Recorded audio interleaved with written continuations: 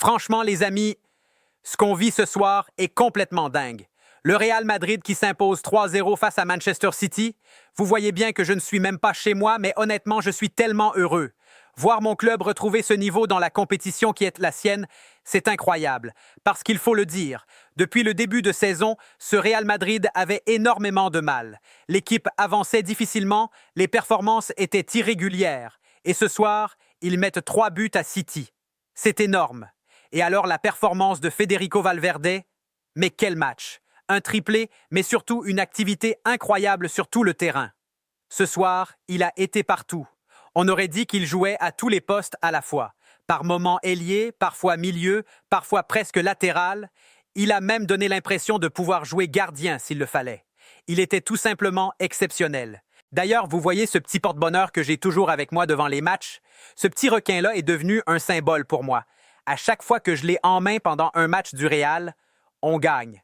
Donc maintenant, je ne discute plus, c'est officiellement le talisman de la chaîne. Bon, je vais le poser parce que là, je suis trop excité. Évidemment, rien n'est encore terminé. Il reste le match retour et il faudra rester sérieux. Mais gagner 3-0 avec un match aussi solide du début à la fin, ça fait énormément de bien. Maintenant, prenons quand même quelques secondes pour analyser ce qu'on vient de voir. Franchement, la première mi-temps du Real Madrid était incroyable. Une prestation presque parfaite. Dans la construction du jeu, dans la finition, dans l'efficacité, dans l'engagement collectif, tout y était. Et il faut se rappeler dans quel contexte arrive ce match. En Liga, les résultats étaient compliqués. La défaite contre Getafe, celle face à Osasuna et même le match décevant contre le Celta. L'équipe devait absolument réagir. En plus, quand tu regardes le tableau de cette Ligue des Champions, tu sais que rien ne sera facile. City au premier tour, ensuite potentiellement le Bayern, puis peut-être le PSG qui a battu Chelsea 4-2 ce soir. Et si tu arrives en finale, tu peux tomber sur Arsenal, le Barça ou encore l'Atlético. Autant dire que le parcours est loin d'être simple. Et malgré tout ça, le Real se présente avec plusieurs absences importantes.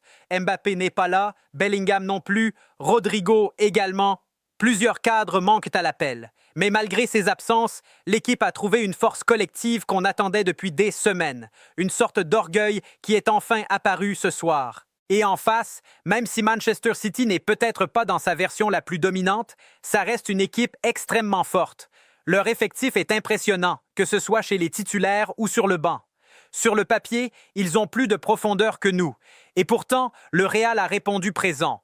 On a même vu certains jeunes ou joueurs moins habitués à jouer prendre leurs responsabilités. Des joueurs comme Thiago Pitach ont apporté de la fraîcheur et beaucoup d'énergie. Ils ont joué avec envie, avec détermination, avec cette mentalité de joueurs qui veulent prouver quelque chose. C'est ce supplément d'âme qui a permis au Real de faire la différence dans ce grand rendez-vous. Et ce qui est encore plus intéressant, c'est que ce soir, l'équipe a vraiment joué collectif. Parfois, cette saison, certains joueurs avaient tendance à vouloir briller individuellement, mais aujourd'hui, chacun a mis son talent au service du groupe.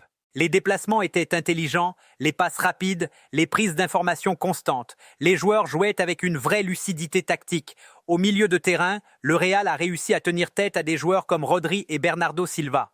Pourtant, ce n'était pas gagné d'avance. Du côté de City, certains choix de Guardiola peuvent aussi poser question.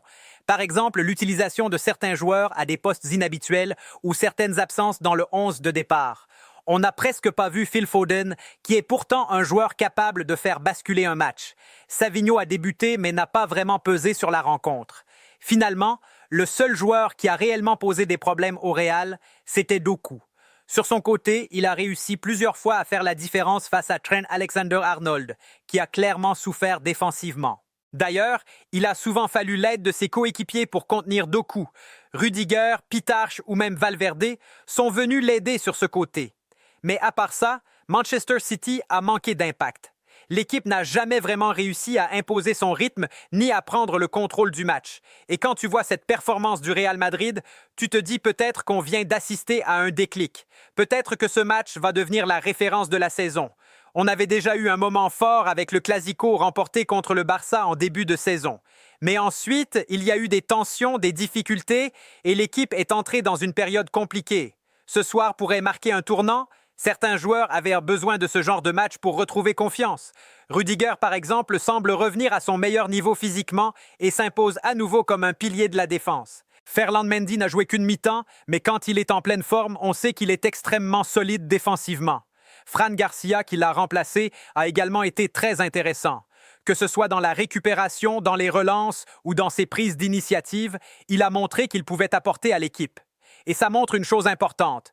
Même les joueurs qui jouent à moins sont prêts à répondre présent quand l'occasion se présente. Quand une équipe est en confiance, tout devient plus simple. Les joueurs jouent libérés, les déplacements sont plus naturels, les passes arrivent au bon moment, le ballon ne brûle plus les pieds. Chacun sait quoi faire avant même de recevoir la balle. Parce qu'au football, tout est une question d'information et d'anticipation. Quand tu lèves la tête, quand tu observes le jeu autour de toi et que tu sais déjà où jouer le ballon avant même de le contrôler, tu gagnes un temps précieux. À l'inverse, quand tu contrôles mal, que ton corps est mal orienté et que tu prends l'information trop tard, tu te retrouves sous pression et tu commets des erreurs. Ces petites erreurs finissent souvent par se transformer en occasions, puis en buts encaissés. Mais ce soir, le Real a été très solide. Et il faut aussi souligner la performance de Thibaut Courtois, qui a été impérial à plusieurs moments du match. Ses interventions ont permis de soulager l'équipe et de maintenir cette solidité défensive. Et il faut aussi parler de la solidité défensive. À plusieurs moments, l'équipe a été sauvée par des interventions décisives. Sur les coups de pied arrêtés ou sur certains centres dangereux, le Real a su rester concentré. Il y a notamment cette action où Thiago Pitarch manque de perdre le ballon devant la défense. Et derrière, Thibaut Courtois sort un arrêt monumental, le genre d'intervention qu'il faisait déjà lors de la campagne de Ligue des Champions en 2022. Ce genre de parade qui redonne confiance à toute l'équipe, même sur ce corner où le ballon traîne dans la surface. Le défenseur de City reprend la balle du genou ou de la cuisse et ça passe à quelques centimètres du poteau. Pourtant, il y avait une faute sur Courtois dans l'action. Mais à ce moment-là, tu te dis presque que rien ne peut arriver au Real ce soir. Et puis, il y a eu aussi cette intervention de Rudiger au dernier moment sur un centre destiné à Erling Haaland. D'ailleurs, Haaland a été totalement neutralisé pendant la rencontre. Il a quasiment disparu du match, bien muselé par la défense madrilène. C'est là que tu te rends compte que le Real a réussi à couper les circuits habituels de Manchester City. Bernardo Silva, qui d'habitude nous fait toujours très mal, a été bien contrôlé. Les offensives de City ont été contenues la plupart du temps. Même quand Doku trouvait un peu d'espace, il était immédiatement contré ou obligé de reculer. Il ne pouvait presque jamais frapper dans de bonnes conditions. Ce qui m'a vraiment plu dans le match du Real Madrid, c'est le contrôle du jeu dans certaines phases. Certes, il y a eu des moments où City a trouvé des espaces entre les lignes et a avancé de 20 ou 30 mètres avec le ballon. Parfois, ils ont réussi à centrer dangereusement, même si personne ne reprenait. Mais malgré ça, le Real est resté très serein dans la relance. Les sorties de balles étaient propres, notamment avec Alexander-Arnold et Valverde qui ont souvent réussi à casser le pressing. Et puis il faut parler d'un joueur en particulier, Thiago Pitarch. Franchement, voir un joueur de 18 ans jouer comme ça dans un match de ce niveau, c'est impressionnant. Il a montré plus de personnalité que certains joueurs expérimentés depuis le début de la saison. Au milieu de terrain, il n'a jamais eu peur. Toujours disponible, toujours prêt à défendre, à attaquer, à presser. Il enchaînait les sprints, participait au jeu et revenait défendre immédiatement. Son volume de jeu est énorme et techniquement, il est très intéressant. Son association avec Aurélien Tchouaméni a vraiment bien fonctionné. Tchouaméni d'ailleurs a encore été énorme. Il récupère énormément de ballons et impose une vraie présence physique. Il enchaîne les matchs à un très haut niveau en ce moment. Et même quand il est retombé un peu mal après un duel aérien, il s'est relevé comme un guerrier pour continuer le match. Ce genre d'attitude fait la différence dans les grandes rencontres. En plus de ça, Vinicius et Tchouaméni étaient sous la menace d'un carton qui aurait pu les priver du match retour et finalement, ils s'en sortent sans avertissement. C'est aussi une très bonne nouvelle. Avec un peu de chance, le Real pourrait récupérer certains joueurs blessés pour le prochain match, peut-être même Mbappé.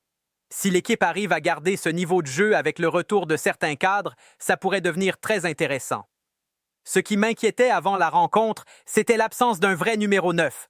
Gonzalo Garcia ne jouait pas, et je me demandais comment l'équipe allait réussir à se montrer dangereuse devant le but.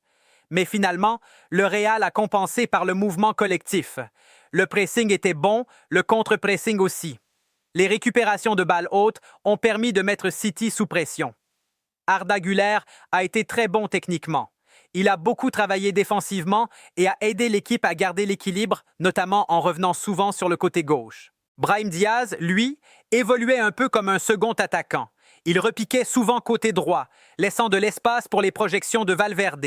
Et Vinicius alternait entre le côté gauche et l'axe, ce qui rendait les mouvements offensifs très difficiles à lire pour la défense adverse. Le premier but illustre parfaitement cette dynamique.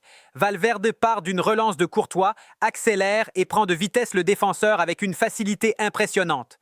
Le gardien adverse, Donnarumma, se trouve un peu sur l'action, comme il l'avait déjà fait contre le Real lorsqu'il jouait au PSG il y a quelques années. Et Valverde montre toute sa lucidité. Appel parfait, frappe en première intention. Un vrai geste d'attaquant. Le deuxième but est aussi magnifique. Une action initiée par Thiago Pitarch, combinée avec Brahim Diaz, qui élimine son défenseur avant d'envoyer une frappe puissante à bout portant.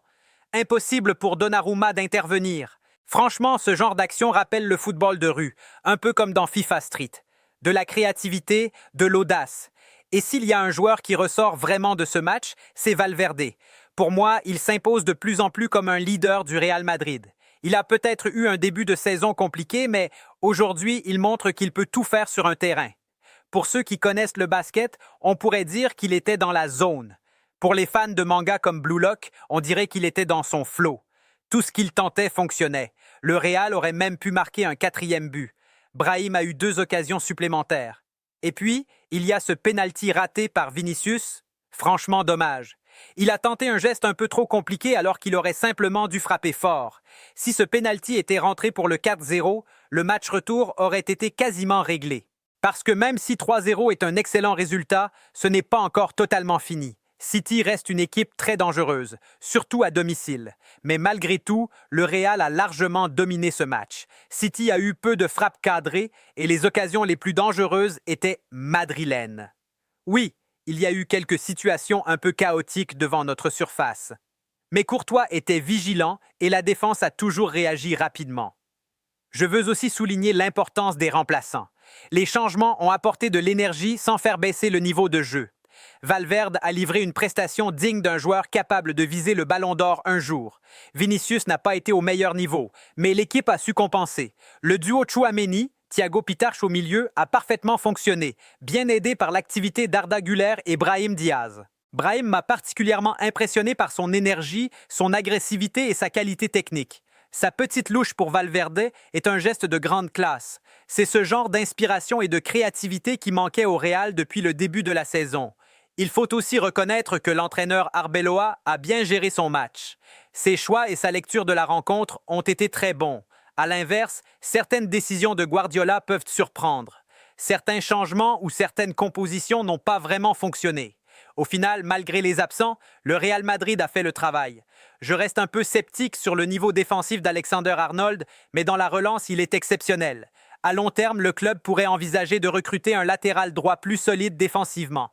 Un joueur comme Pedro Porro pourrait être une option intéressante, ou bien faire confiance aux jeunes du centre de formation, parce que ce Real Madrid possède beaucoup de talent et d'avenir. Si tous les joueurs jouent avec cette intensité, cette discipline et cet esprit collectif à chaque match, cette équipe pourrait redevenir quasiment inarrêtable. Et il faut être clair, ce soir, ce n'est pas Manchester City qui a été mauvais, c'est surtout le Real Madrid qui a été excellent. D'ailleurs, les clubs anglais ont eu des résultats compliqués ces derniers jours en Europe. Tout cela montre que la Liga possède toujours un très haut niveau technique et tactique. Le Real a réussi à couper les circuits de passe de City, ce qui nous avait souvent fait souffrir ces dernières années. Mais cette fois, l'histoire a tourné en notre faveur. Cela prouve que l'âme du Real Madrid est toujours là. Et peut-être que cette saison nous réserve encore de grandes soirées européennes. Mais avant de penser à la suite, il faudra confirmer lors du match retour à l'Etihad. Si le Real se qualifie, un duel contre le Bayern pourrait arriver ensuite, et ce serait un énorme défi. Pour l'instant, savourons cette victoire. Franchement, j'ai été impressionné par la qualité du jeu, par la solidité défensive et par l'intelligence tactique de l'équipe. C'était du vrai Real Madrid. Un Real Madrid comme on aime le voir. Les amis, merci beaucoup de m'avoir écouté. Même si je ne suis pas chez moi et que je n'ai pas tout mon matériel, j'essaie toujours de vous proposer le meilleur contenu possible. Si la vidéo vous a plu, pensez à vous abonner et à activer la cloche pour ne rien rater. Merci à tous et à très vite pour une nouvelle vidéo. Hala Madrid! Ciao les amis!